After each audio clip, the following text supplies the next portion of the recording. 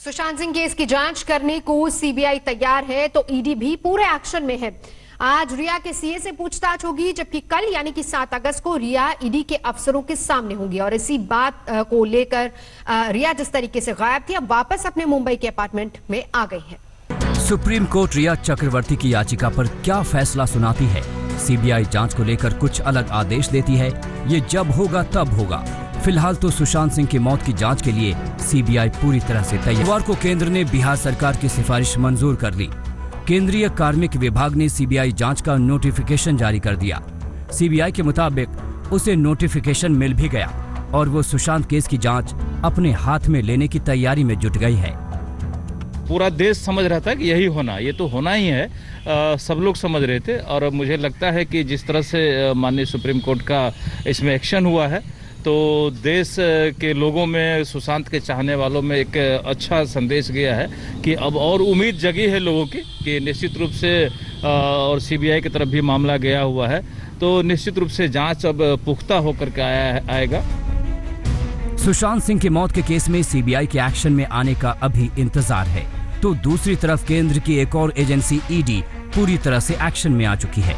ED ने सुशांत के परिवार के आरोपों पर मनी लॉन्ड्रिंग का मामला पहले ही दर्ज कर लिया है और सुशांत के खातों से करोड़ों की रकम इधर उधर होने की जांच कर रही है, जिसका सीधा आरोप सुशांत की गर्लफ्रेंड रिया चक्रवर्ती पर है।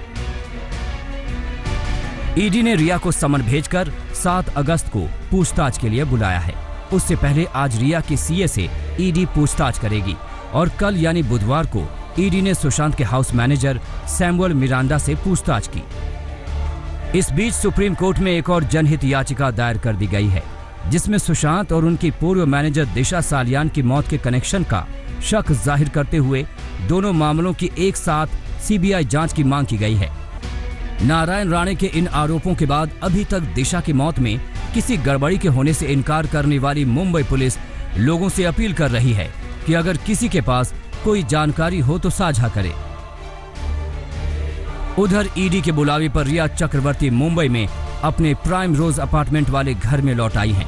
कई दिनों से उनका कोई पता नहीं था। मुंबई से दिवेश और सुजीत झा, मुस्तफा शेख और दिल्ली से मुनीश पांडे के साथ आज तक ब्यूरो। और सुशांत केस की जांच को लेकर महाराष्ट्र और बिहार सरकार में पहले से ही ठनी थी। अब सुप्रीम कोर्ट में मामला जाने के बाद भी मुंबई पुलिस अपने रवैये पर अड़ी हुई है।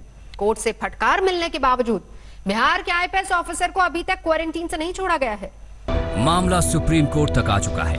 पहली सुनवाई भी हो गई और बिहार पुलिस के आईपीएस के साथ हुए सलूक पर मुंबई पुलिस को फटकार भी पड़ गई। लेकिन आईपीएस विनय तिवारी का क्वारंटीन अभी खत्म नहीं हुआ, लिहाजा बिहार पुलिस अपने अफसर के लिए फिर से कोर्ट का दरवाजा खटखटाने को तैयार है। आप नहीं चाहते कि हम इनको नहीं घूमने देंगे, नहीं बात करने देंगे, नहीं इन्वेस्टिगेशन करने देंगे। वो उन्होंने खुला रूप से प्रेस कॉन्फ्रेंस करके दूसरे दिन बोल भी दिया कि हम नहीं करने देंगे। तो हमने कहा कि तो आने तो दो, कैदी बना के रखोगे, आने दो। ऑल इंडिया सर्विसेज का अफसर, आईपीएस अफसर है वो। हम तो 3 दिन इन्वेस्टिगेशन कर पाए, लेकिन 3 दिन में ही जितना कर लिया वो बहुत है। इतना तो देश के सामने दिखा दिया कि दाल में कुछ काला है। वहीं बुधवार को सुशांत सिंह की मौत के मामले में सुप्रीम कोर्ट में हुई पहली सुनवाई में न तो बिहार पुलिस की मुराद पूरी हुई, न ही मुंबई पुलिस को कोई बड़ी राहत मिली। न रिया चक्रवर्ती को कोर्ट ने जो आदेश दिए वो ये हैं: सुशांत के परिवार को, बिहार सरकार को, महाराष्ट्र सरकार को और केंद्र सरकार को नोटिस जारी किए हैं। सभी पक्षों को 3 दिनों में अपना जवाब सुप्रीम कोर्ट में देना होगा। महाराष्ट्र सरकार को अब तक की जांच पर रिपोर्ट भी देनी होगी। बिहार के आईपीएस अफसर को क्वारंटीन पर महाराष्ट्र सरकार को फटकार लगी। सीबीआई जांच को लेकर फिलहाल कोई फैसला नहीं, मामले की सुनवाई अगले हफ्ते होगी। जब तक सीबीआई टेक ओवर नहीं करती है फॉर्मल नोटिफिकेशन के तहत, तब तक बिहार पुलिस इन्वेस्टिगेट करेगी और जिस दिन सीबीआई अपना नोटिफिकेशन गवर्नमेंट ऑफ इंडिया का आ जाएगा टेक ओवर करने के लिए इस इन्वेस्टिगेशन को, उसके बाद से सीबीआई इन्वेस्टिगेट करेगी। इसलिए इन्वेस्टिगेशन को कहीं रोका नहीं है, न बिहार पुलिस को न सीबीआई को। केंद्र सरकार की मंजूरी के बाद सुशांत सिंह केस की जांच सीबीआई अपने हाथ में लेने को तैयार है, लेकिन मामला अब सुप्रीम कोर्ट पहुंच चुका है। बुधवार की सुनवाई में सीबीआई जांच के मुद्दे पर भी बहस हुई।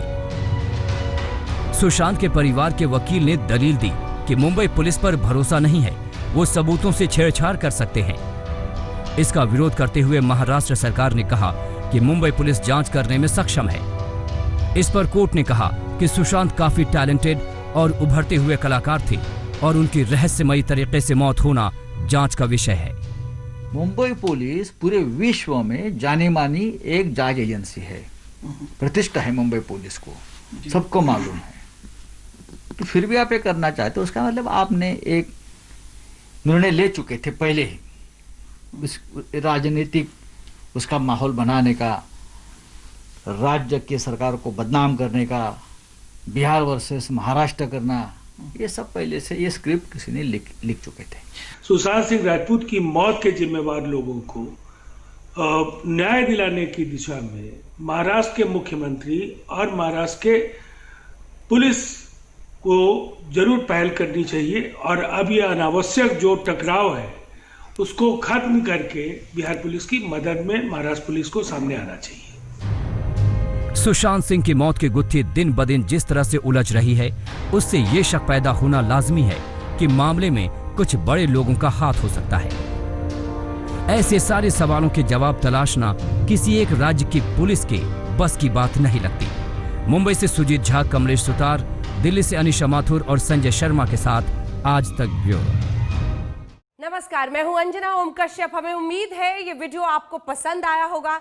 लेटेस्ट खबरों के लिए यूं ही देखते रहिए आज तक और इस वीडियो के पसंद आने पर लाइक, शेयर एंड सब्सक्राइब करना ना भूलें।